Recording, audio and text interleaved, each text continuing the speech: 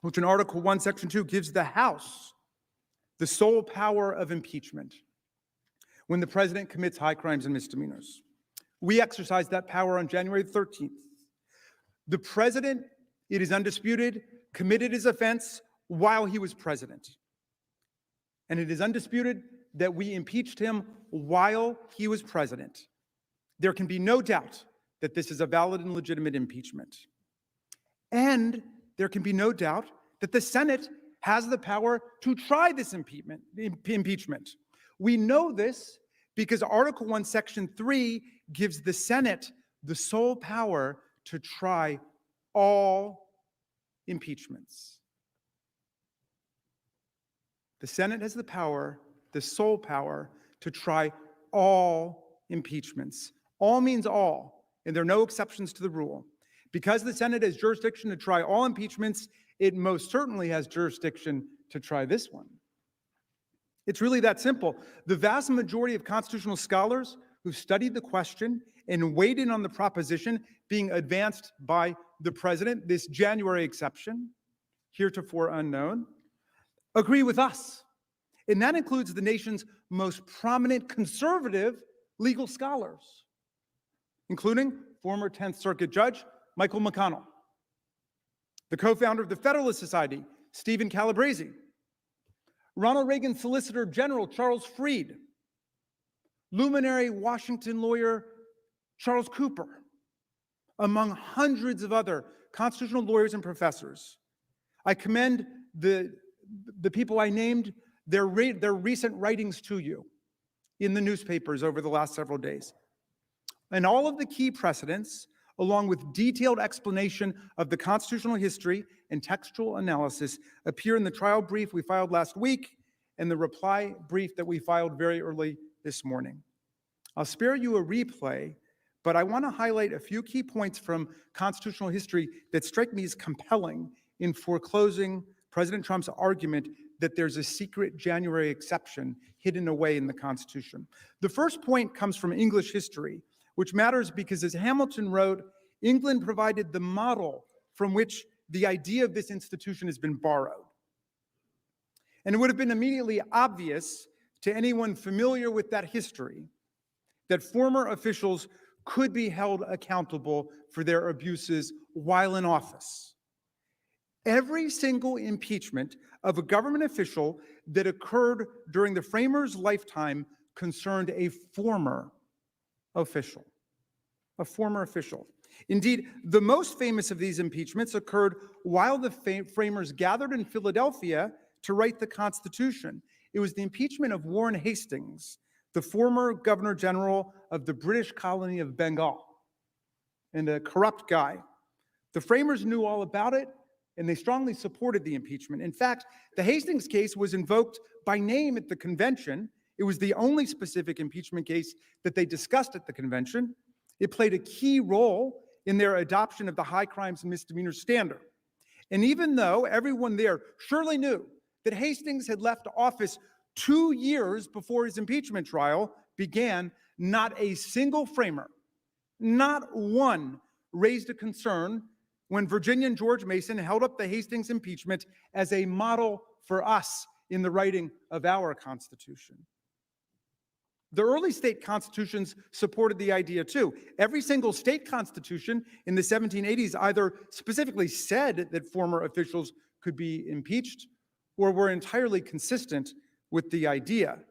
In contrast, not a single state constitution prohibited trials of former officials. As a result, there was an overwhelming presumption in favor of allowing legislatures to hold former officials accountable in this way. Any departure from that norm would have been a big deal, and yet there's no sign anywhere that that ever happened. Some states, including Delaware, even confined impeachment only to officials who had already left office.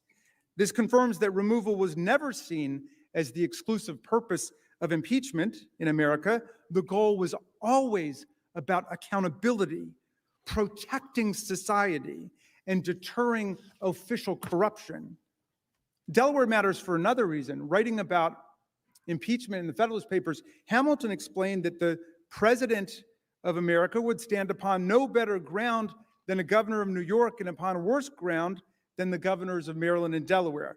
He thus emphasized that the president is even more accountable than officials in Delaware, where, as I noted, the Constitution clearly allowed impeachment of former officials. And nobody involved in the convention ever said that the framers meant to reject this widely accepted, deeply rooted understanding of the word impeachment when they wrote it into our Constitution.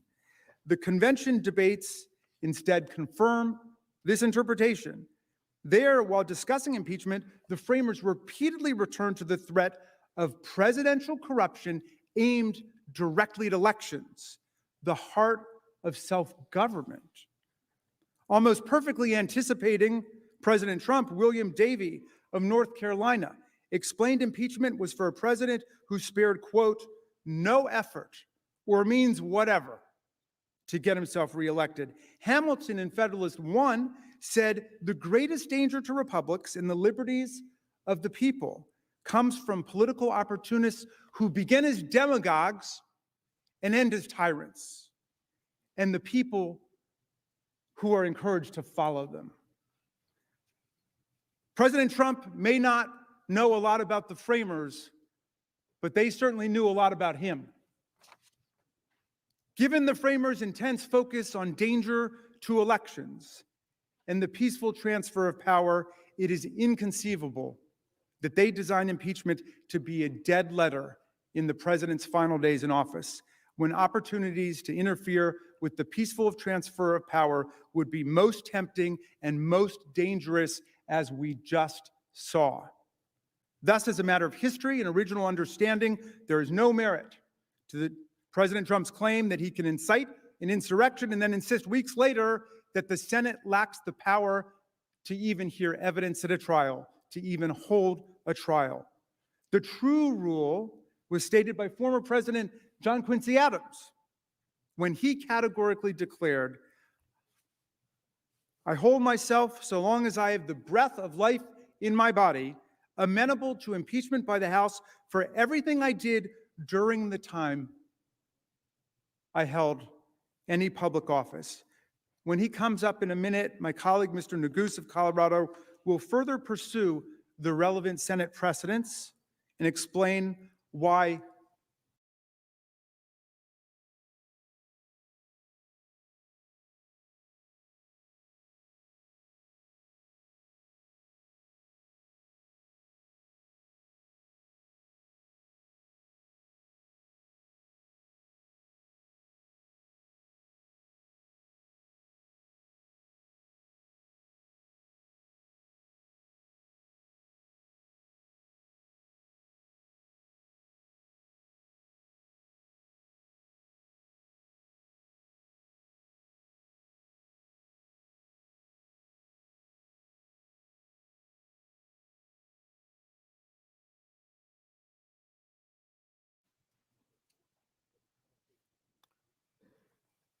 Mr. President, distinguished senators, my name is Joe Neguse, and I represent Colorado's 2nd Congressional District in the United States Congress.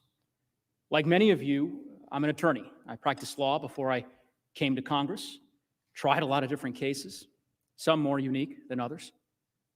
Certainly never a case as important as this one, nor a case with such a heavy and weighty constitutional question for you all to decide. Thankfully, as lead manager Raskin so thoroughly explained, the framers have answered that question for you, for us. And you don't need to be a constitutional scholar to know that the argument President Trump asks you to adopt is not just wrong, it's dangerous. And you don't have to take my word for it. This body, the world's greatest deliberative body, the United States Senate, has reached that same conclusion in one form or another over the past 200 years in multiple occasions that we'll go through. Over 150 constitutional scholars, experts, judges, conservative, liberal, you name it, they overwhelmingly have reached the same conclusion, that of course, you can try, convict, and disqualify a former president. And that makes sense.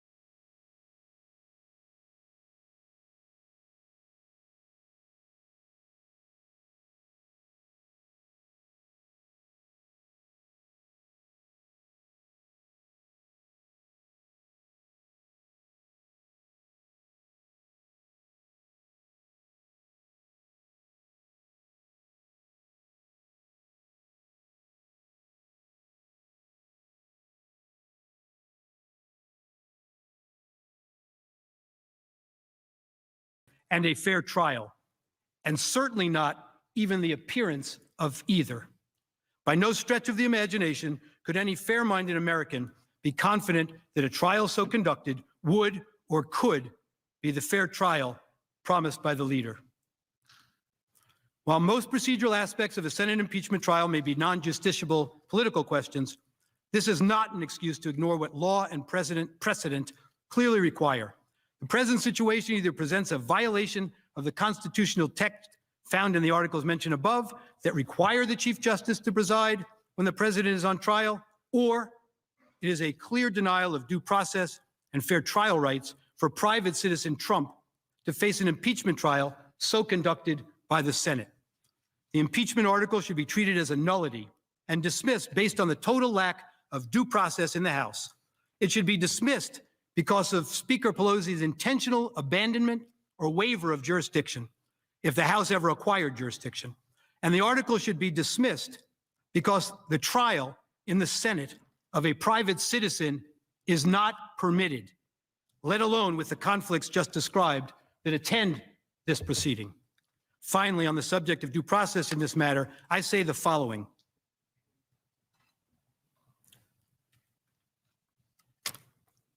This is our nation's sacred Constitution. It has served us well since it was written, and it's been amended only through a careful process. It is a document unique in all the world. It is a foundational part of what makes the United States a beacon of light among the other nations of the world. It not only has room for a tremendous variety of perspectives on the philosophical and political direction our country should take, it encourages the advocacy of our differences. But we have long held that fundamental to its health and well-being, and therefore to ours as a nation, is its insistence on due process for every citizen. The emphasis on the right to due process long ago was recognized as its life breath, a primary guarantor of its eternal viability as our political, civic, and national guiding light. We all well know that there are many systems in other countries around the world that do not offer any semblance of the safeguards our constitutional concept of due process provides. Some of them have chosen their own handbooks, which direct their citizens' conduct on penalty of death. This is one of them. There can be no room for due process in such a system as this, or the system would be lost. Snap decisions are required in a system like this to maintain power for one political philosophy over all others in those kinds of systems. But we as a nation have rejected those systems and the kind of snap decisions they demand to maintain control for one party, for one point of view, and for an imposed way of life.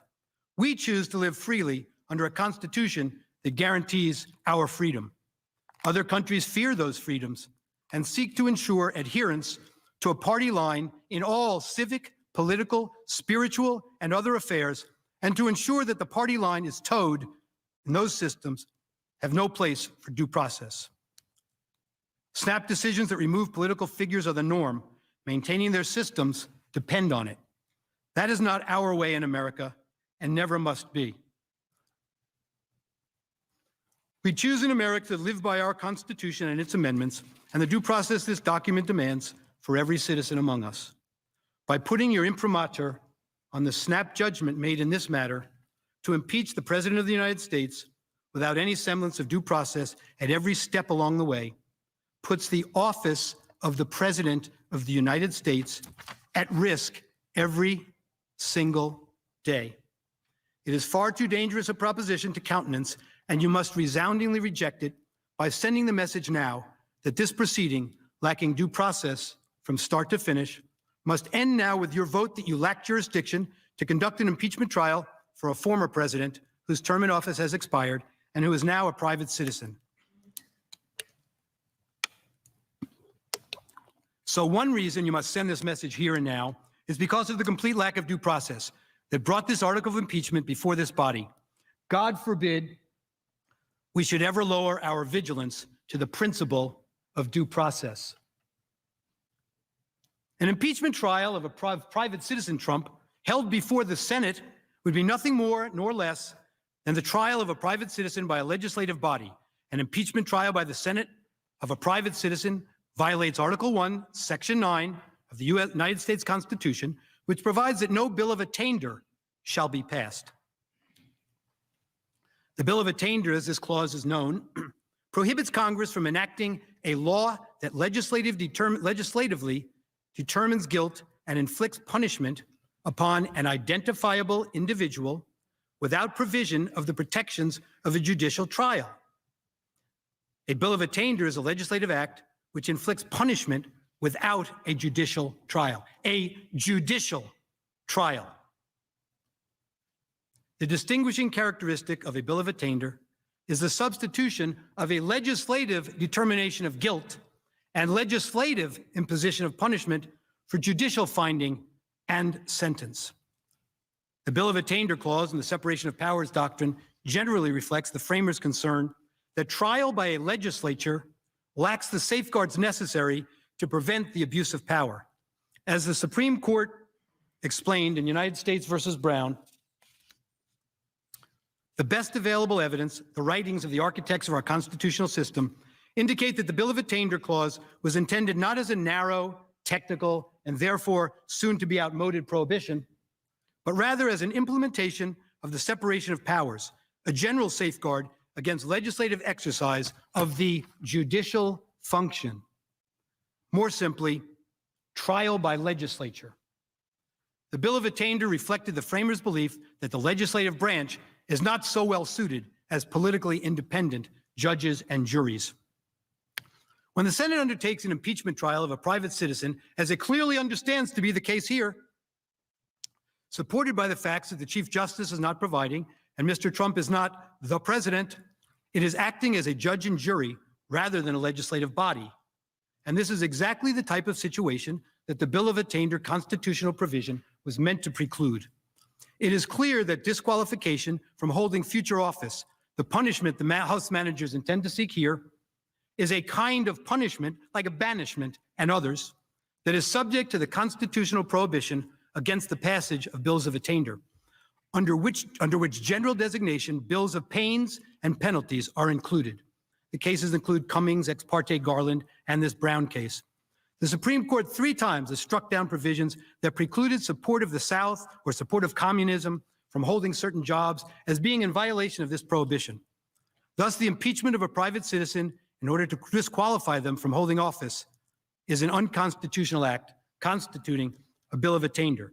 Moreover, this is the exact type of situation in which the fear would be great that some members of the Senate might be susceptible to acting in the haste the House acted in when it rushed through the article of impeachment in less than 48 hours, acting hastily simply to appease the popular clamor of their political base, the very kind of concern expressed by Mr. Hamilton in Federalist 65.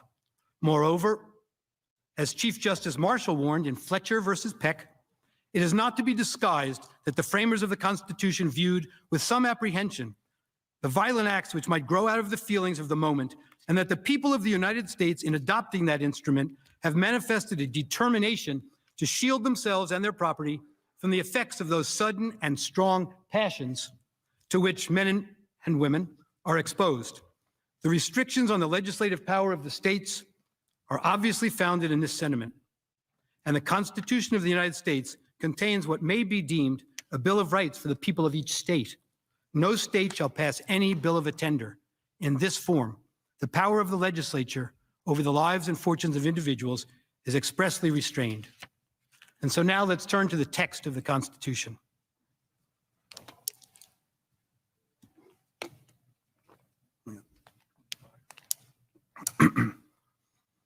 Turning to the text of the Constitution is for many, of course, the most appropriate and the most important starting place for trying to answer a Constitution-based question.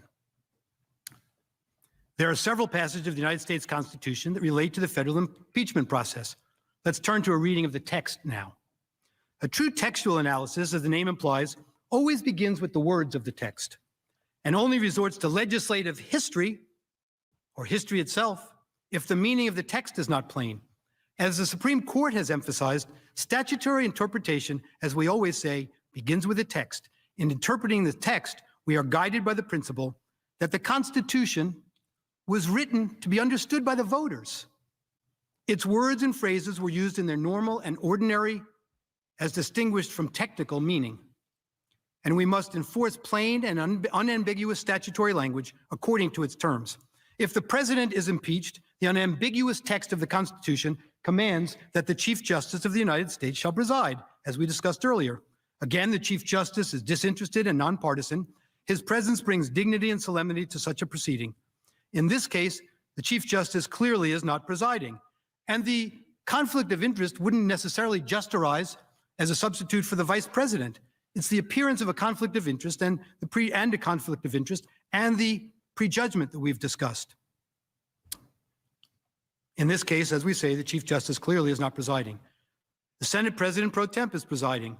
It appears that in the leader's view, undoubtedly joined by other senators, this is permitted by the Constitution because the subject of the trial is a non-president. As such, it is conceded, as it must be, that for constitutional purposes of the trial, the accused is a non-president. The role of the Senate, though, is to decide whether or not to convict and thereby trigger the application of Article 2, Section 4, the President, Vice President, and all civil officers of the United States shall be removed from office on impeachment for, conviction of, treason, bribery, or other high crimes and misdemeanors. From which office shall a non-president be removed if convicted? A non-president doesn't hold an office, therefore cannot be impeached under this clause, which provides for the removal from office of the person under the impeachment attack. The House managers contend that the fact that the Chief Justice is not providing does not impact the constitutional validity of this trial. Notably, they devote only a single paragraph of their trial memorandum to developments so significant that it prompted multiple senators to declare the entire proceeding suspect, with one going so far as to say that it crystallized the unconstitutional nature of this proceeding. And the single paragraph that the House managers do devote to the issue is entirely unpersuasive on the merits. The House manager's position ignores traditional statutory canons of interpretation. It is well established that a term, as a matter of statutory interpretation, that a term appearing in several places in a statutory text is generally read the same way each time it appears. This presumption is at its most vigorous when a term is repeated within a given sentence. Additionally, the court in at least one instance has referred to a broader, quote, established canon, that similar language contained within the section of a statute be accorded a consistent meaning. I know this is a lot to listen to at once, a lot of words, but words are what make our Constitution, quite frankly, and the interpretation of that Constitution is, as you well know, a product of words. If the text, quote, the President of the United States in the constitutional provision requiring the Chief Justice to preside can refer only to the sitting president and not to former presidents, then the textual identification of the president contained in Article 2, Section 4, which makes the president amenable to impeachment in the first place, also excludes anyone other than the sitting president. In full, that sentence provides that, quote, the president, vice president, and all civil officers of the United States shall be removed from office on impeachment for and conviction of treason, bribery, or other high crimes and misdemeanors.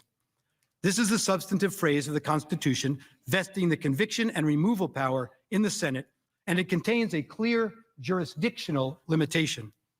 The House managers do understand what the word president means for purposes of other constitutional provisions, and so they should understand this limitation as well. Only a sitting president is referred to as the President of the United States in the Constitution, and only a sitting president may be impeached, convicted, and removed upon a trial in the Senate. The President in Article 2, Section 4, and the President in Article 1, Section 3 identify the same person. If the accused is not the President in one, he is not the President in the other. No sound textual interpretation, I emphasize textual, no sound textual interpretation principle permits a contrary reading. In the words of the Supreme Court, it is a normal rule of statutory construction that identical words used in different parts of the same act are intended to have the same meaning. Unwittingly or unwillingly, as it may be, Senate Democrats, in their announcement that Senator Leahy is presiding, have already taken their position on this matter. The accused is not the president.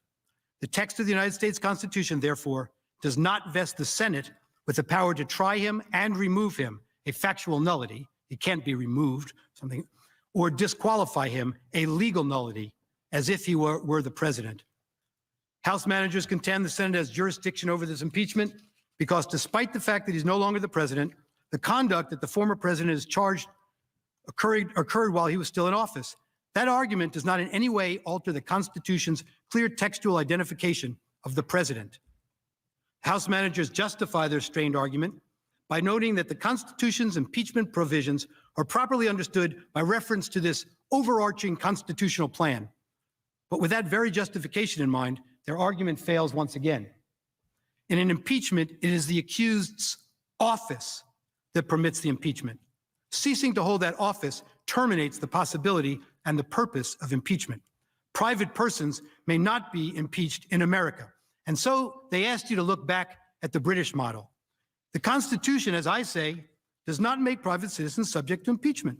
The founders rejected the British model that allowed Parliament to impeach anyone except for the king. And so they limited impeachment to certain public officials, including presidents in our country. Next, on the textual front, the primary, in fact, the only required remedy of conviction is removal. Article 2, Section 4, straightforward rule. Whenever a civil officer is impeached and convicted for high crimes and misdemeanors, they shall be removed. It is undeniable that in this instance, removal is moot in every possible regard. Removal is a factual and legal impossibility. Yet the article of impeachment itself, read it in the wherefore clause, it calls for removal. This is one reason why impeachment proceedings are different from ordinary trials and why the Constitution pointedly separates the two. In ordinary criminal jurisprudence, a person convicted of public crimes while he or she was in office may still be punished even though they no longer hold that office. Not so with impeachment. In a Senate impeachment trial, conviction means and requires removal. And conviction without a removal is no conviction at all. Only upon a valid conviction and its requisite enforceable removal may the additional judgment of disqualification plausibly be entertained. Presidents are impeachable because presidents are removable. Former presidents are not because they cannot be removed. The Constitution is clear. Trial by the Senate sitting as a court of impeachment is reserved for the President of the United States, not a private citizen who used to be President of the United States. Just as clear, the judgment required upon conviction is removal from office, and a former president can no longer be removed from office. The purpose, text, and structure of the Constitution impeachment clauses confirm this intuitive and common sense understanding. So wrote Judge Michael Luttig, former judge in the United States Court of Appeals for the Fourth Circuit. And indeed, there are state court decisions that analyze this very same language and conclude that impeachment can only be entertained against an existing officer subject to removal. Read State versus Hill from Nebraska and Smith versus Brantley, 1981 decision from the Florida Supreme Court. This is the first time that the United States Senate has ever been asked to apply the Constitution's textual identification of the president in the impeachment provisions to anyone other than the sitting president of the United States. And of course, most significantly from a textual approach, the term specifically used is the president, not a president.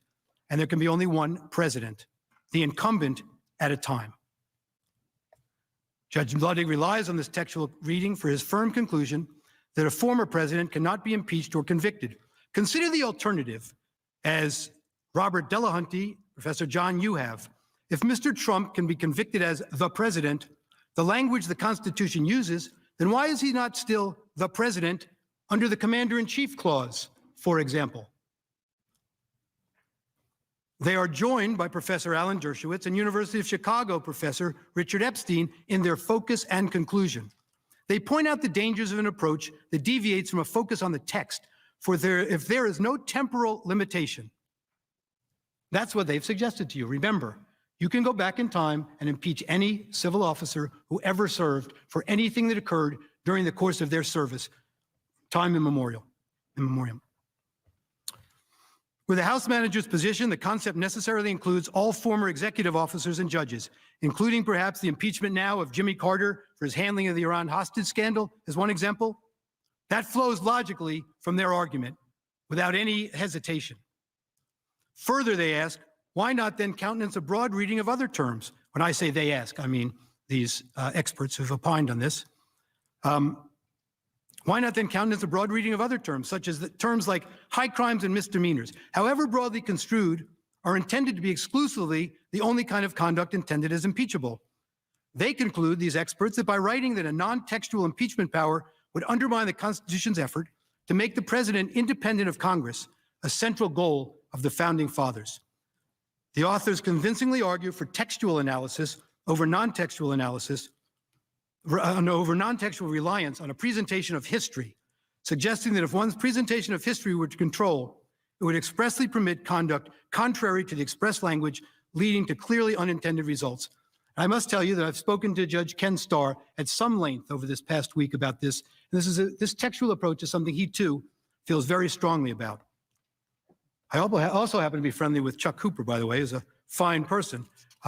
Also happens to be a person who has a strong animus against President Trump. But Chuck Cooper is a fine lawyer and a fine person, as I'm sure our friends from Alabama know. As we already have discussed, the risks to the institution of the presidency and to any and all past officers is limited only by one's imagination. The weakness of the House manager's case is further demonstrated by their reliance on the unproven assertion that if President Trump is not impeached, future officers who are impeached will evade removal by resigning, either before impeachment or Senate trial. For example, they contend, citing various law professors, that, quote, any official who betrayed the public trust and was impeached could avoid accountability simply by resigning 1 minute before the Senate's final conviction vote. This argument is a complete canard. The Constitution expressly provides in Article 1, Section 3, Clause 7, that a convicted party following impeachment shall nevertheless be liable and subject to indictment, trial, judgment, and punishment according to law after removal. Clearly, a former civil officer who's not impeached is subject to the same. We have a judicial process in this country. We have an investigative process in this country to which no former office holder is immune. That's the process that should be running its course. That's the process the Bill of Attainder tells us is the appropriate one for investigation, prosecution, and punishment, with all of the attributes that branch. We're missing it by 2 articles here, that the Article 3 courts provide. They provide that kind of appropriate adjudication. That's accountability. There are appropriate mechanisms in place for full and meaningful accountability, not through the legislature, which does not and cannot offer the safeguards of the judicial system which every private citizen is constitutionally entitled. But more to the point here, their argument does nothing to empower a different reading of the Constitution's plain text.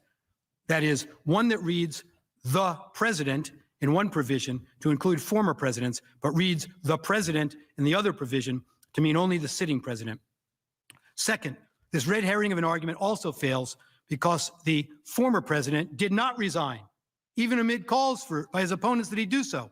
As a result, the Senate need not decide whether it possesses the power or jurisdiction to try and convict a former president who resigned, or how it might best proceed to effectuate justice in such a case. That's not this case.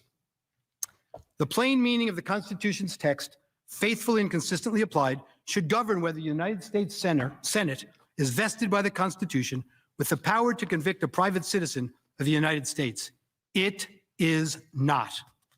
The House managers posit in their trial memorandum that despite the fact that the primary and only necessary remedy upon conviction, removal, is a legal nullity, this late impeachment trial is appropriate because the other secondary optional remedy that the Senate is not even required to consider and which only takes effect upon a later separate vote, disqualification from future office, can still theoretically be applied to a former president.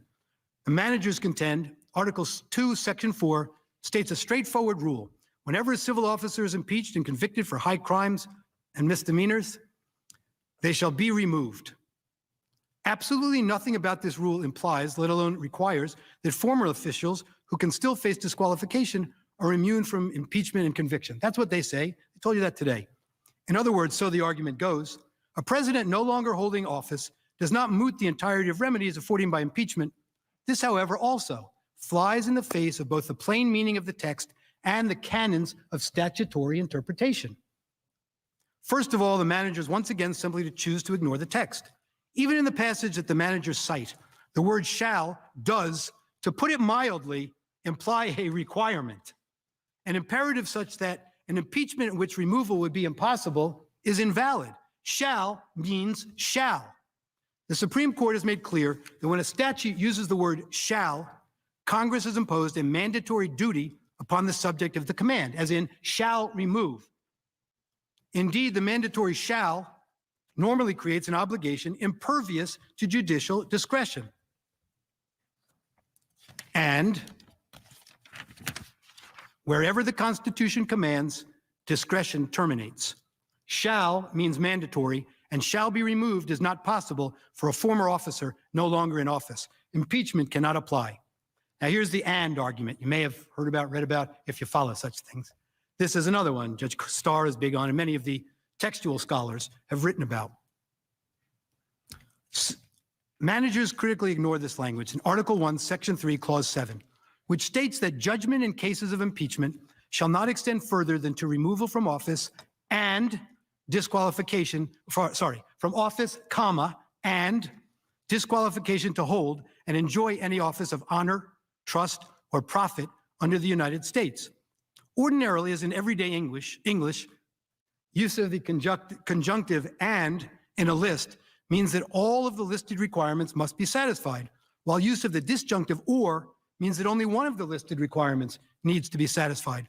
Judge Kenneth Starr subscribes strongly to this argument and understands the comma to provide further support for the reading. Judge Michael Luttig, again, recently argued, the Constitution links the impeachment remedy of disqualification from future office with the remedy of removal from the office that person currently occupies. The former remedy does not apply in situations where the latter is unavailable. Conviction and removal are inextricably intertwined. If removal no longer is possible, neither is an impeachment conviction.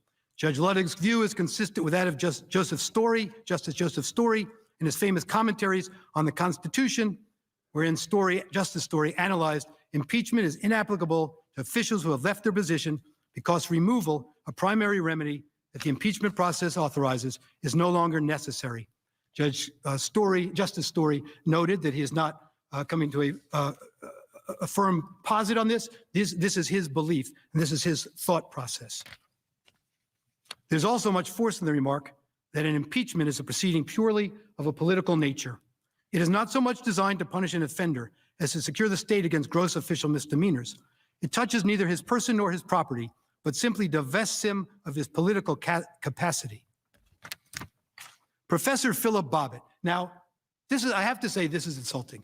We heard earlier today, we don't cite any scholars. Professor Philip Bobbitt is the distinguished Wexler professor at Columbia University, who, along with Professor Charles Black, wrote the handbook on impeachment used for many, many years. He is a constitutional expert on impeachment. He has written that there is little discussion in the historical record surrounding the precise question of whether a person no longer a civil officer can be impeached. And in light of the clarity of the text, this is hardly surprising, Professor Bobbitt wrote. Professor Bobbitt, by the way, who has a rich family history in the Democratic Party, LBJ, also asserted the following as recently as January 27, 2021, arguing against holding this trial. He said, quote, "There is no authority granted to Congress to impeach and convict persons who are not civil officers of the United States. It's as simple as that." But simplicity doesn't mean unimportance, Professor Bobbitt wrote. Limiting Congress to its specified powers is a crucial element in the central idea of the United States Constitution, putting the state under law. Professor Bobbitt and former Stanford University law professor Richard Danzig have remarked that impeachment's principal purpose, as the 66th of the Federalist Papers makes clear, is to check the encroachments of the executive, trial by jury, rules of evidence, and other safeguards are put aside, they write, because of the need to protect the public from further abuse of office. Similarly, yesterday, Professor Eugene Konorovich wrote, the Constitution provides that the impeachment process is to be used to remove all civil officers of the United States. That is, people holding a government position. Yet in the case of Mr. Trump, the House is reading the Constitution as if it said the process applies to all civil officers of the United States and people who aren't civil officers but once were. Exactly what it does not say.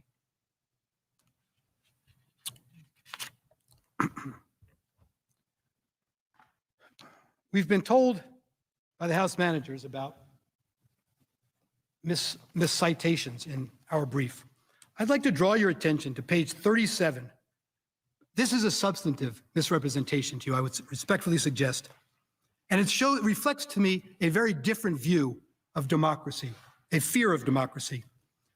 They wrote on page 37 of their brief that the framers, I'm paraphrasing the first part, the framers themselves would not have hesitated to convict on these facts. Their worldview, this is a quote now, was shaped by a study of classical history as well as a lived experience of resistance and resolution. They were aware of the danger posed by opportunists who incited mobs to violence for political gain. They drafted the Constitution to avoid such thuggery, which they associated with the threat of civil disorder and early assumption of power by a dictator.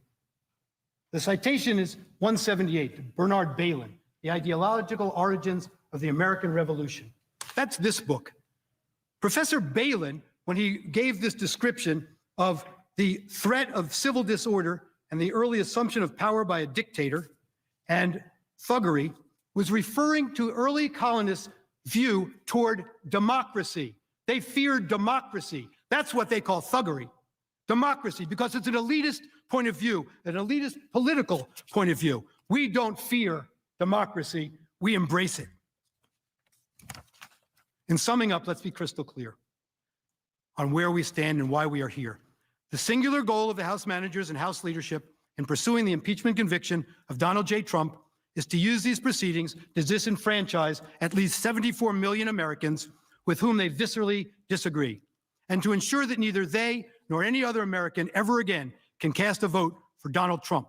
And if they convince you to go forward, their ultimate hope is that this will be a shot across the bow of any other candidate for public office who would dare to take up a political message that is very different from their own political point of view as the direction in which they wish to take our country. Under our Constitution, this body and the impeachment process must never be permitted to be weaponized for partisan political purposes. This article of impeachment must be dismissed for lack of jurisdiction based on what we have discussed here today and what's in our brief. The institution of the presidency is at risk unless a strong message is sent by the dismissal of the article of impeachment. Before we close, I want to leave you with two thoughts. One was expressed by Abraham Lincoln. He comes to mind first because of the way in which our nation is now divided. We must learn from his times. He had a simple but important message about the paramount importance of doing what is right. Mr. Lincoln said, stand with anybody that stands right, stand with him when he is right, and part with him when he goes wrong. In both cases, you are right. In both cases, you oppose the dangerous extremes. In both cases, you stand on moral ground and hold the ship level and steady. In both, you are national and nothing less than national. And the second message is from one of Mr. Lincoln's favorite poets, who wrote in 1849 at a time fraught with division and risk for even more. The message from that other time of division is a call for hope and unity to bring strength. It has special meaning today. Poet Longfellow wrote, sail forth into the sea, O ship, through wind and wave, right onward steer. The moistened eye, the trembling lip are not the signs of doubt or fear. Sail forth into the sea of life, O gentle, loving, trusting wife, and safe from all adversity upon the bosom of that sea, thy comings and thy goings be. For gentleness and love and trust prevail o'er angry wave and gust, and in the wreck of noble lives, something immortal still survives. Thou too sail on, O ship of state, sail on, O Union, strong and great. Humanity with all its fears, with all the hopes of future years, is hanging breathless on thy fate. We know what master laid thy keel, what workman wrought thy ribs of steel, who make each mast and sail and rope, what anvils rang, what hammers beat, in what a forge and what a heat, or shape the angers of thy hope. Fear not each sudden sound and shock. 'Tis of the wave, excuse me, 'tis of the wave and not the rock. 'Tis but the flapping of the sail and not a rent made by the gale. In spite of rock and tempest's roar, in spite of false lights on the shore, sail on, not fear to breast the sea. Our hearts, our hopes are all with thee. Our hearts, our hopes, our prayers, our tears, our faith triumphant over our fears are all with thee, are all with thee.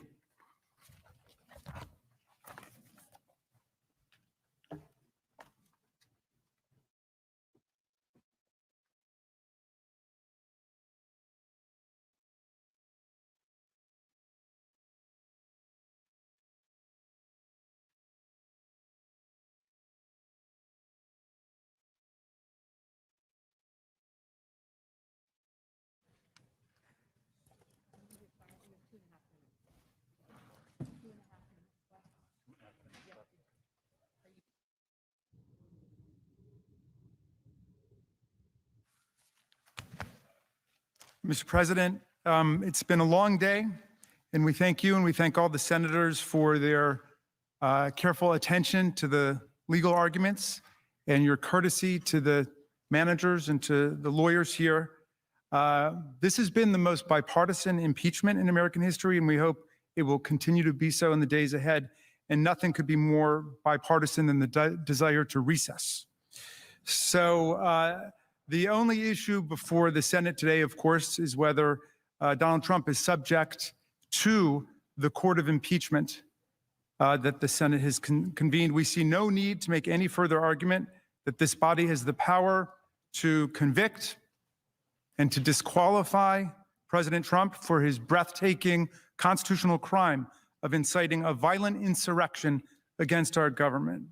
Tomorrow, we will address the amazing array of issues suggested by the thoughtful presentations by our colleagues, including the First Amendment, due process, partisanship under our Constitution, the Bill of Attainder Clause, and many, many more. But in the meantime, we waive all further arguments. We waive our 33 minutes of rebuttal, and we give those 33 minutes gratefully back to the Senate of the United States. All time yielded back, all time has been yielded back. Then the question is whether Donald John Trump is subject to the jurisdiction of a court of impeachment for acts committed while President of the United States, notwithstanding the expiration of his term in that office. Nays, Mr. President. Is there a sufficient second? There is a sufficient second, and the clerk shall call the roll. Ms. Baldwin. Ms. Baldwin, aye. Mr. Barrasso. All right, so they're now Barrasso, doing the roll call to no. see if there is enough. They need 51 votes, a majority, a simple majority to go ahead with this trial. They presumably have those votes. They'll probably have more than that. We'll watch it very, very closely, this roll call, and then the trial will resume tomorrow. We've been watching the first round over the past 4 hours of arguments in this, the second impeachment trial of Donald J. Trump. I'm Wolf Blitzer in the Situation Room with our live special coverage. We're now standing by for, once again, the Senate vote on whether this historic trial is constitutional. They're doing the roll call right now. We heard House Democrats make the case that the Senate not only has the power, it has the duty to hold the 45th president of the United States accountable for what they describe as the heinous charge against him, that he incited the deadly insurrection at the U.S. Capitol a month ago. The House impeachment manager, Jamie Raskin, asserting that if that charge isn't impeachable, then nothing is. The Democrats presented dramatic video evidence driving home the horror of that day and Trump's role in it to senators who are not only serving as a kind of jury, but who also were witnesses. And so many of them, if not all of them, were victims of this brutal attack on January 6th. The Trump legal team arguing a central premise of their defense, claiming the whole trial is partisan. They say the Senate does not have the authority under the Constitution to try a former president, something that has never happened in this country until now. Let's go to Jake Jake, this is a historic moment we're all watching. It is indeed, Wolf, and I'm here with Dana Bash and Abby Phillip as we take it all in and the senators vote. Obviously, when we have a final roll call vote there, we'll bring that to you. It is expected to pass, given the fact that earlier we basically had the same vote on whether or not this is constitutional, and 55 senators already voted for this. But we're going to listen in right now to this vote. Mr. Grassley, no. Mr. Haggerty. Mr. Haggerty, no. Ms. Hassan. Ms. Hassan, aye. Mr. Hawley. Mr. Hawley, no. Mr. Heinrich. Mr. Heinrich, aye. Mr. Hickenlooper. Mr. Hickenlooper, aye. Ms. Hirono. Ms. Hirono, aye. Mr. Hoven. Mr. Hoven, no. Mrs. Hyde-Smith. Mrs. Hyde-Smith, no. Mr. Inhofe. Mr. Inhofe, no. Mr. Johnson. Mr. Johnson, no. Mr. Kane. Mr. Kane, aye. Mr. Kelly. Mr. Kelly, aye. Mr. Kennedy. Mr. Kennedy, no. Mr. King. Mr. King, aye. Ms. Klobuchar. Ms. Klobuchar, aye. Mr. Langford. Mr. Langford, no. Mr. Leahy. Mr. Leahy, aye. Mr. Lee. Mr. Lee, no. Mr. Lujan. Mr. Lujan, aye. Ms. Lummis. Ms. Lummis, no. Mr. Manchin. Mr. Manchin, aye. Mr. Markey. Mr. Markey, aye. Mr. Marshall. Mr. Marshall, no. Mr. McConnell. Mr. McConnell, no. Mr. Menendez. Mr. Menendez, aye. Mr. Merkley. Mr. Merkley, aye. Mr. Moran. Ms. Murkowski. Ms. Murkowski, aye. Mr. Murphy. Mr. Murphy, aye. Mrs. Murray. Mrs. Murray, aye. Mr. Ossoff. Mr. Ossoff, aye. Mr. Padilla. Mr. Padilla, aye. Mr. Paul. Mr. Paul, no. Mr. Peters. Mr. Peters, aye. Mr. Portman. Mr. Portman, no. Mr. Reed. Mr. Reed, aye. Mr. Risch. Mr. Risch, no. Mr. Romney. Mr. Romney, aye. Ms. Rosen. Ms. Rosen, aye. Mr. Rounds. Mr. Rounds, no. Mr. Rubio. Mr. Rubio, no. Mr. Sanders. Mr. Sanders, aye. Mr. Sass. Mr. Sass, aye. Mr. Schatz. Mr. Schatz, aye. Mr. Schumer. Mr. Schumer, aye. Mr. Scott of Florida. Mr. Scott of Florida, no. Mr. Scott of South Carolina. Mr. Scott of South Carolina, no. Mrs. Shaheen. Mrs. Shaheen, aye. Mr. Shelby. Mr. Shelby, no. Ms. Sinema. Ms. Sinema, aye. Ms. Smith.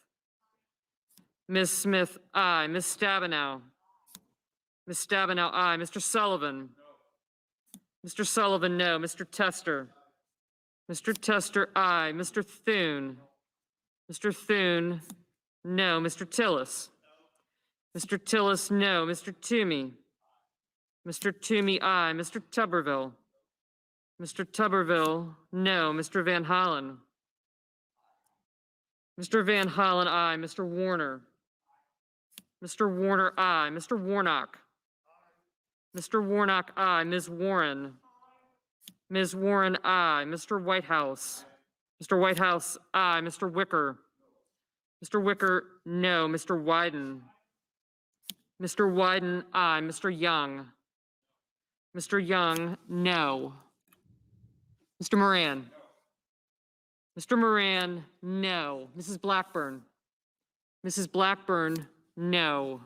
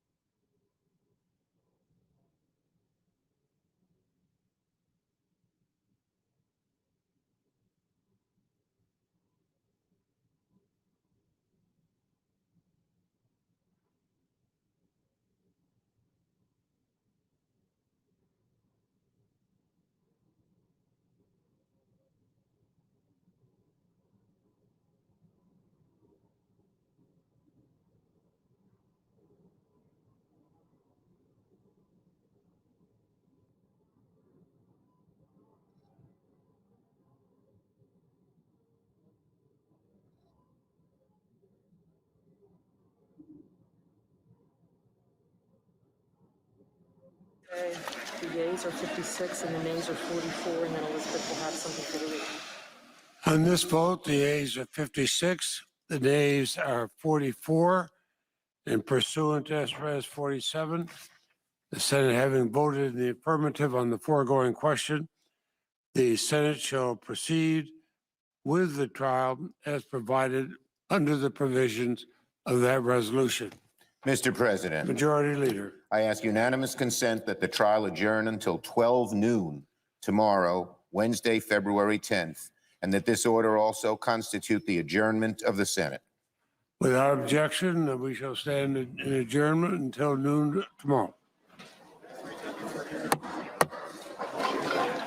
So there you have it. The vote in the U.S. Senate on whether or not proceeding is in accordance with the U.S. Constitution. 56 yes, 44 no. It's basically the same as the last time, although the yeses picked up one more Republican, 6 total. The new Republican is Senator Cassidy of Louisiana, joining Sass of Nebraska, Romney of Utah. Who else am I forgetting? Susan Collins. Susan Collins of Maine, and Murkowski of Alaska, and Toomey. and Toomey, of course, Pat Toomey of the Great Commonwealth of Pennsylvania. And one of the biggest arguments, Abby, let me start with you, that one of the Trump attorneys made, Mr. David Schoen, was that all this is Democrats trying to prevent Donald Trump from running again.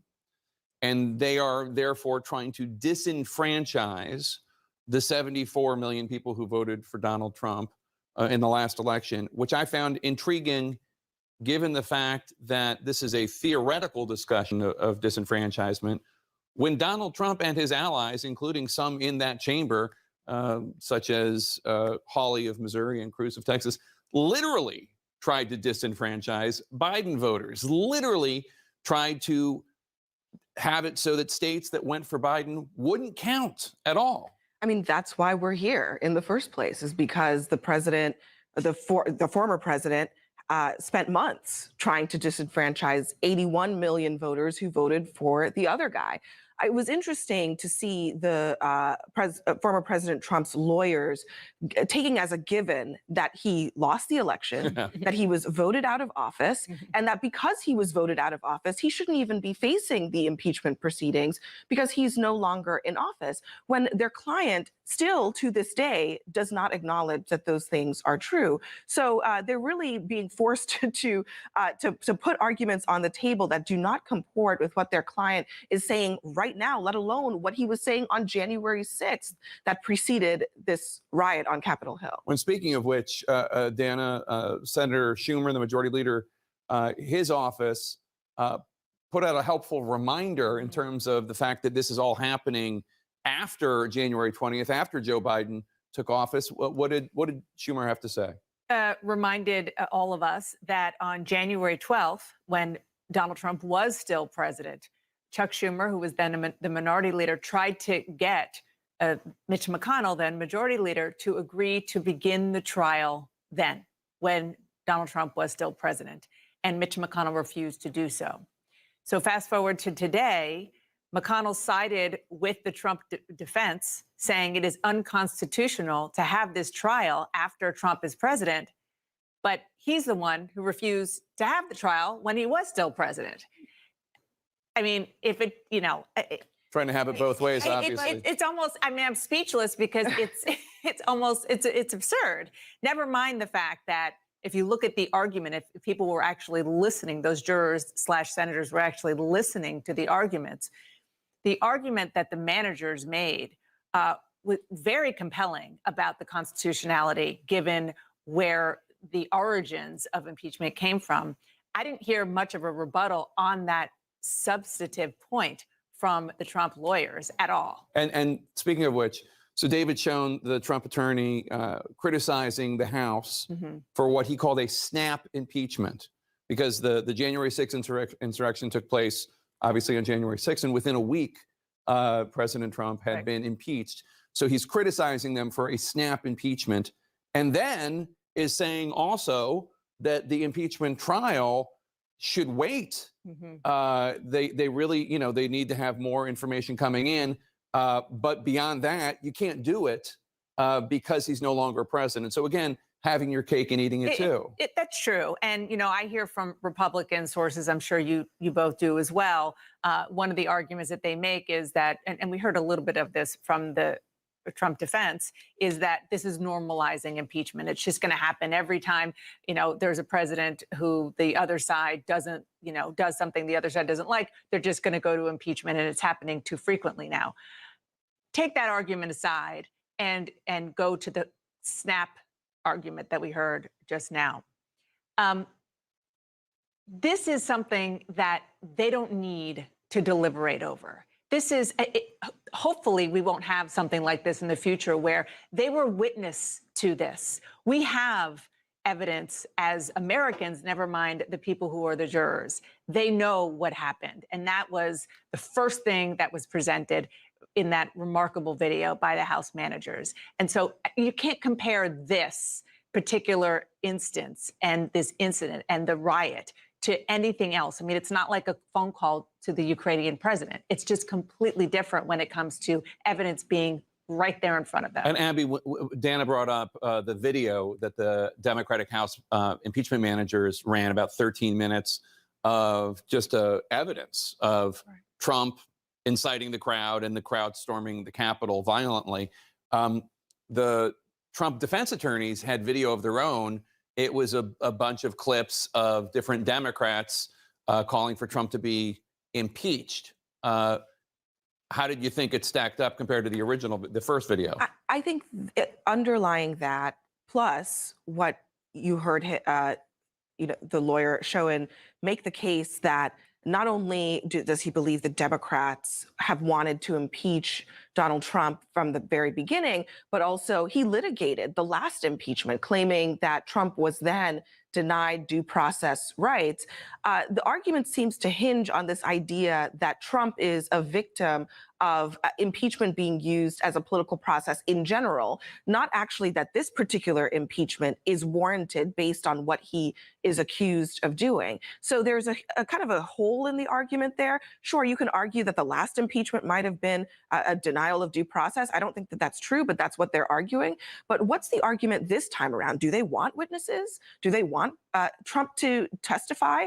I don't think they want either of those things to happen. So I think they tried to avoid some of the key arguments, and principally, they avoided this question of what do you do about a president who commits impeachable acts in the final days of his presidency? What is the remedy for that? They suggest that the remedy for that is criminal prosecution. But if you are the president of the United States and the act is committed while you're president, the other side, the Democratic side, is saying the House has the power to impeach you. And that's exactly what they did with Donald Trump. Yeah. And Wolf, one thing that we did see this afternoon that I think is worth noting, I think a lot of us have the impression that based on what Senator Lankford said, a Republican of Oklahoma, that everybody's pretty much made up their mind on how they're going to vote. Well, we saw somebody change their mind. Senator Cassidy, a Republican of Louisiana, who voted last time against tabling this debate over the constitutionality.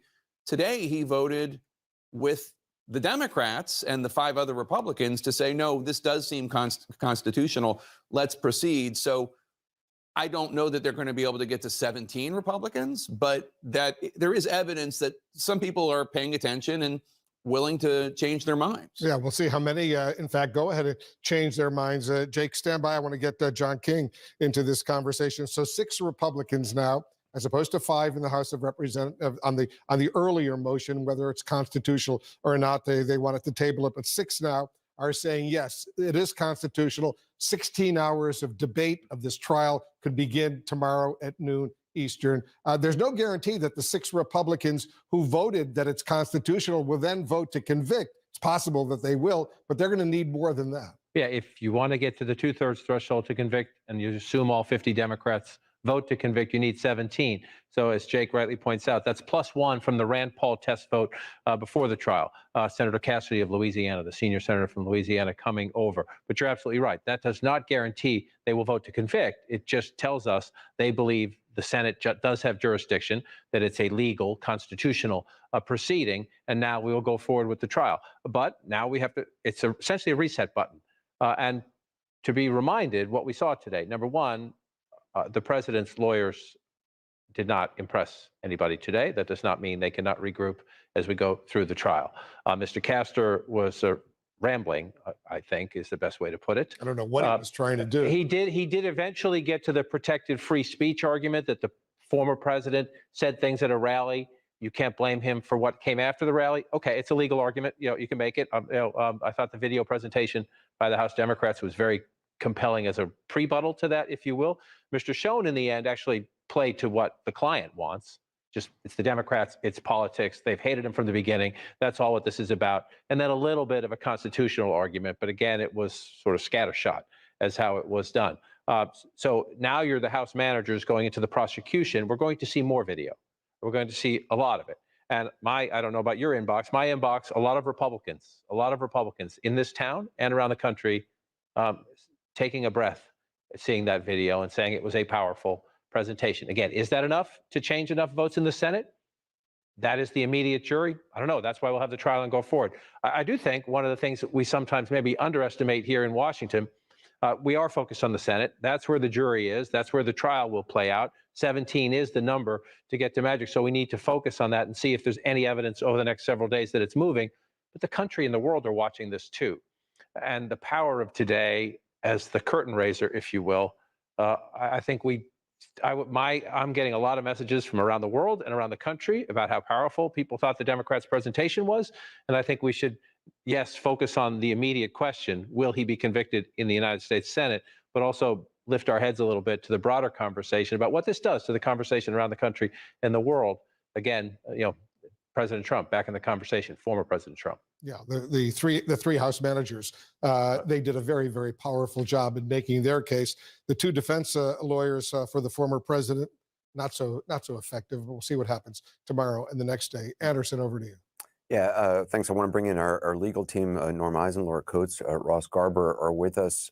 Ross, let's just talk about the former president's attorneys. Obviously, he has had a difficult time finding really qualified attorneys at a time like this for a whole variety of reasons. I'm wondering what you made of the presentation you saw from these two.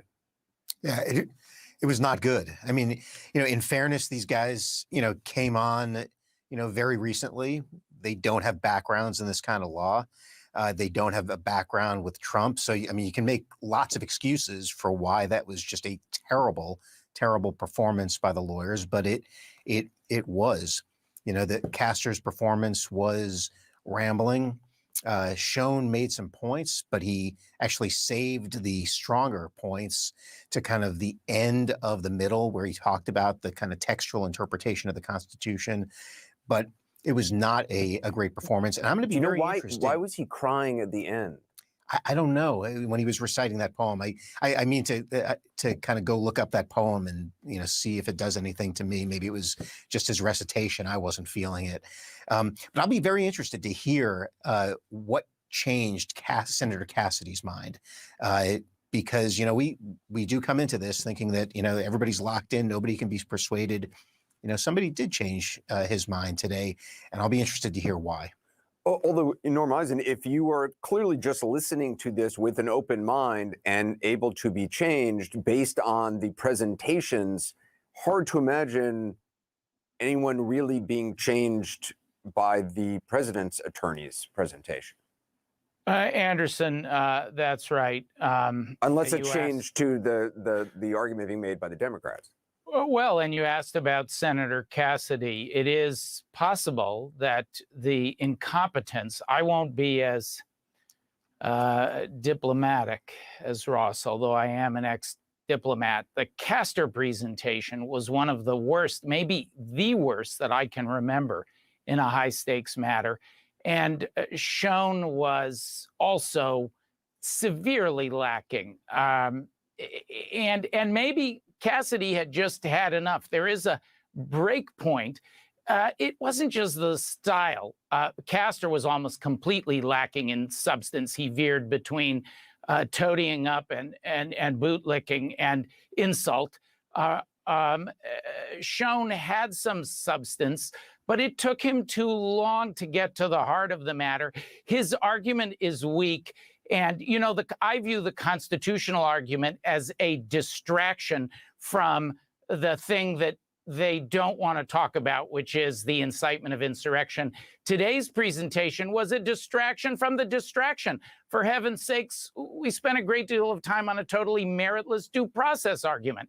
So, and to contrast that with the performance mixing emotion, law, facts, the surprising forecast of what lies ahead on the video evidence, the contrast with the managers was so striking. Maybe it just drove Cassidy away. Laura Coates, for Republic. Oh, Laura Coates is not with us right now. So Bruce, the first attorney, that Castor, I mean, is it possible he was, he did say toward the end that the presentation he had sort of planned to make, that they altered it because he thought the House managers had done such a good job. Is that really possible? Or, I mean, is it possible he was just trying to kind of fill time in order to kind of take the air or the emotion out of what we had heard from the House managers? I think it was totally possible that's what went on. It's hard to explain it otherwise. It also seems like there was supposed to be a presentation maybe by another lawyer on the team that they just never got to. It was such a rambling presentation that seemed to have no point and seemed to go nowhere, that it did kind of have the feel of improvisation. I'm not sure why they thought it was a good idea to do it that way, but I wouldn't be surprised to see that it was kind of a line of scrimmage decision. Let's go back to Jake. Jake? Thanks, Anderson. It's difficult to not imagine that former President Trump was happy. It's difficult to imagine that he was happy with the presentation that his lawyers made, especially Bruce Castor. Let's go to Jim Acosta, who's covering Trump in Florida. Jim, you've been talking with advisors of the former president. I mean, that was not a particularly impressive showing by his legal team. No, it was brutal, Jake. And I will tell you, I talked to an advisor to the former president's team just a short while ago about Bruce Castor's presentation, his part of the presentation, and how it was just incoherent at times. And this advisor was very candid about it and essentially said that part of the problem for the former president is that he was just having difficulty assembling a high-powered legal team. Remember, his first legal team essentially bailed on him about a week ago. And this one had to swoop in at the last second to represent the former president at his second impeachment trial. And in the words of this advisor to the former president, Trump could be in real jeopardy if he ever ends up in a criminal court proceeding, according to this advisor. And this advisor said, quote, "Trump is effed. If anyone ever charges him, no one wants to work with him." End quote. That is how this advisor described the situation that we saw unfold at the Capitol earlier today with the former president's impeachment team offering their presentations. Now, there was another advisor that I spoke with, Jake, who offered sort of a more diplomatic way of describing what Bruce Castor was up to during his part of the presentation. This separate senior advisor said, this is about lowering the temperature following the Democrats' emotionally charged opening before dropping the hammer on the unconstitutional nature of this, quote, impeachment witch hunt, is how this senior advisor put it. But Jake, that is really putting lipstick on the pig. I mean, this was a hot mess that we saw unfold during the impeachment team's presentation earlier today. I agree with you, Jake. I can't imagine Donald Trump being pleased at all with what he saw earlier today. And talking to advisors earlier this afternoon, they basically share that same assessment, that this was just a mess, essentially from start to finish. Now, we did hear David Schoen go back to and sort of hit this time and again, this process argument that you can't try and convict a former president because he's out of office. And it was almost as if David Schoen was repeating that because he felt like that was only the real point that he had throughout all of this. But no question about it, there are advisors who are responding pretty forcefully to how Bruce Castor played out in that presentation earlier today, with one advisor, as I was just saying that the former president would be effed. I won't use the actual word effed, though, if he ever ends up in criminal court, Jake. All right, Jim Acosta, thanks so much. Let's go to Jamie Gangel and Pamela Brown, both of whom have been talking with their Republican sources about today's activities. Jamie, let's start with you. What are you hearing from Republicans about the Trump team and about their arguments? They were saying exactly what Jim Acosta just reported, that this was a disaster for the president. One Republican member of Congress said to me that this was lunacy. Another one said that it wasn't just that the president's lawyers were lopsided, it was a disaster. I got a text from someone else saying if Trump could fire, and this was in the middle of Bruce Castor's argument, he would fire him.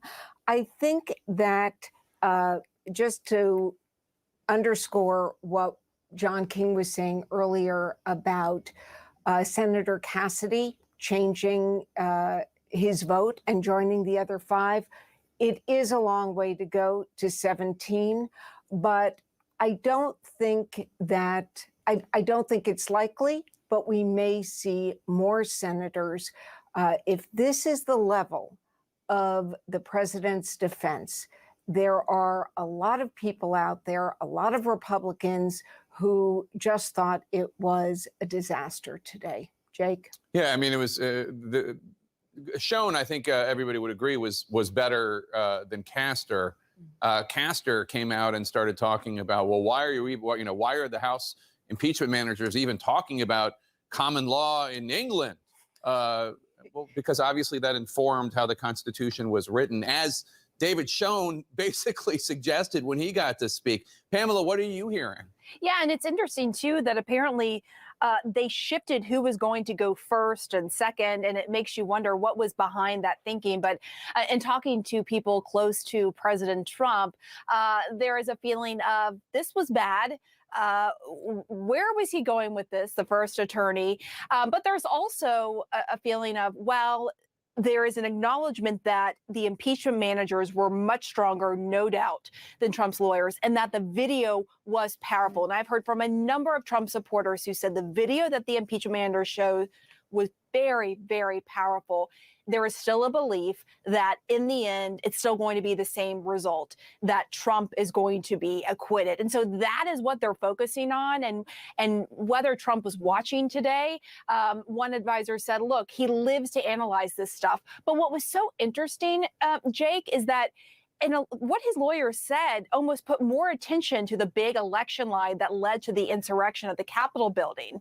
The first lawyer, Castor, made the acknowledgement that that Trump was removed by the voters, essentially acknowledging that the election was not stolen from him. And then you talk about this theory of disenfranchising the 74 million voters for Trump that Schoen brought up, but Trump himself actually actively tried to disenfranchise Biden's voters. So it was really interesting that it brought more attention, Trump's lawyers brought more attention to his election lie. Yeah, exactly. Pamela, Jamie, thank you so much. And Abby, we should note it wasn't just Trump that tried to disenfranchise Biden's voters. The majority of the House Republicans voted to disenfranchise 20 million voters in Arizona and Pennsylvania, including Bruce Castor, who votes in Pennsylvania. And I think that's probably why you're seeing such resistance among Republicans to even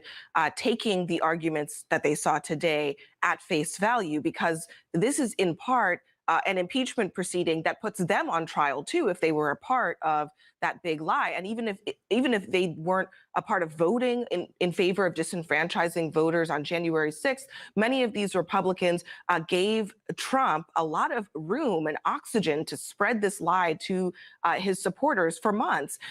But, interestingly, the president's attorneys, they fell back on such a limited scope of argument because they really didn't have much to work with. And we didn't get a chance to talk about one of the more ridiculous things that happened earlier in the process when the impeachment managers pointed out that they completely misrepresented a constitutional lawyer in the the briefs from the president's lawyers completely misrepresented his argument about whether impeachment is only allowed if you can remove a president from office. They literally took this constitutional lawyer's writings and turned it on its head. He said the exact opposite of what they claimed that he said. It's just one more piece of evidence that this whole approach from Trump's lawyers seems to have been so rushed, limited in sort of scholarly backing.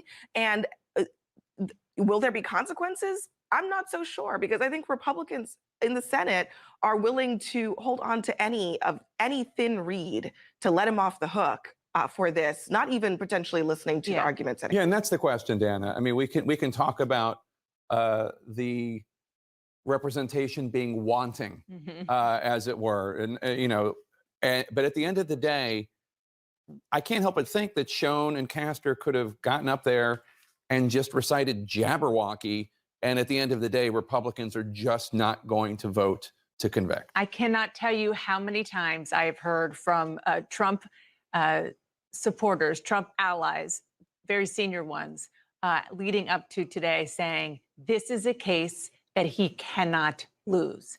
Not that they don't think that it's possible to have a bad argument like we heard today, but it's just they don't think, these Republicans did not think that there was any way, no matter who was up there, that 17 Republicans would be able to be persuaded.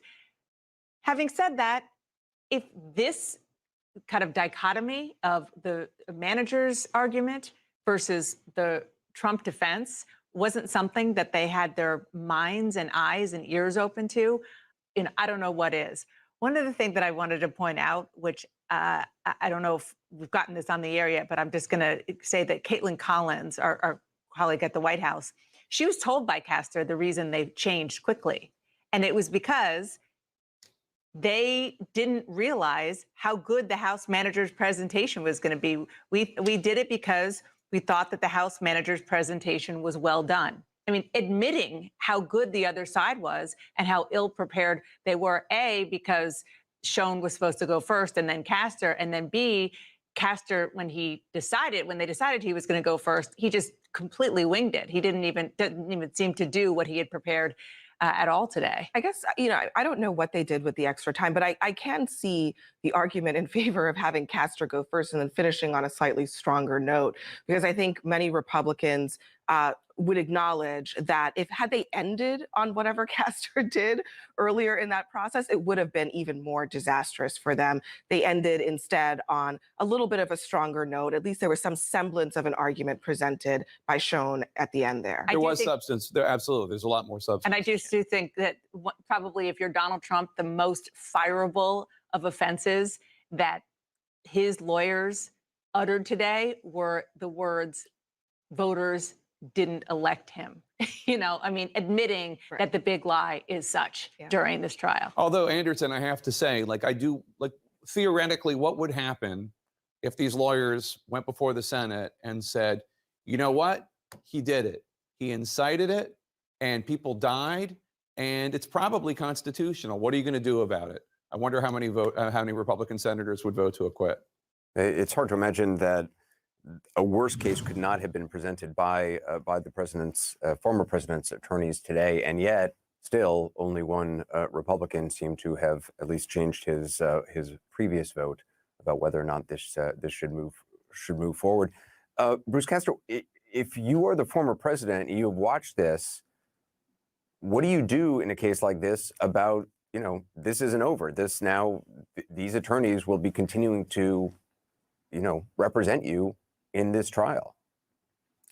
I think you mean me and not Bruce Castor, but I'm sorry. Yes. Yeah, no, that's okay. That's all right. So you're nothing like Mr. Castor, Ross Garber. Yeah. So I think the president, I'm sure, was not pleased with how things went today. On the other hand, I think he came into this thinking that there's very little downside. He's got the votes. All he has to do is sort of grind it out through this week. And, the fact that they lost a Republican senator today, Senator Kennedy from Louisiana, not Senator Kennedy, Senator Cassidy from Louisiana, I'm sure was also kind of not welcome news to the president. It'll be interesting to find out why. But this is the team that Trump has, and I think he's going to gut it out with this team, and just count on the fact that the real defense lawyers for the president are actually sitting members of the United States Senate. Those really are the defense lawyers, because you're saying they've already made up their minds. They've made up their minds, and they've been vocal advocates for the president. I mean, we've seen several of them, on television, talking about these jurisdictional issues, talking about the factual issues, talking about the emotional issues, talking about the, let's heal, and this is all a waste of time, all of that. Those are really the president's strongest advocates, not these lawyers. Norm Eisen, what are you expecting tomorrow? How does it begin tomorrow? Well, we're going to now have 2 days. We got a little taste of it. We got the appetizer from the House managers, Anderson, with that video weaving together the 3 strands. And we're going to see much more of that over the next 2 days. And I think it is going to rivet the Senate and it is going to rivet the country. If, as they tell the story of the president's incitement, we just got a taste today, just January 6th, the long history of incitement, the incendiary words, then combine that with the rioters, the insurrectionists at the president's direction attacking the Capitol, and those senators and the members of the House reliving what it was like and the staff inside that building. That is going to be an eye-opener for the senators and for the country. And having seen the president's lawyers' failure to do the easy part. This was the set piece. This was the best of their arguments. Those advocates in the Senate that Ross is talking about fought to have a debate about the constitutional issues up front. Now they're going to have to deal with really the body blows that the House managers are going to bring. And we could well see additional Republican senators grow wobbly in their Pledge of Allegiance to Donald Trump under that onslaught of facts and law. Let's go back to Wolf. Wolf? All right, Anderson. Caitlin Collins, our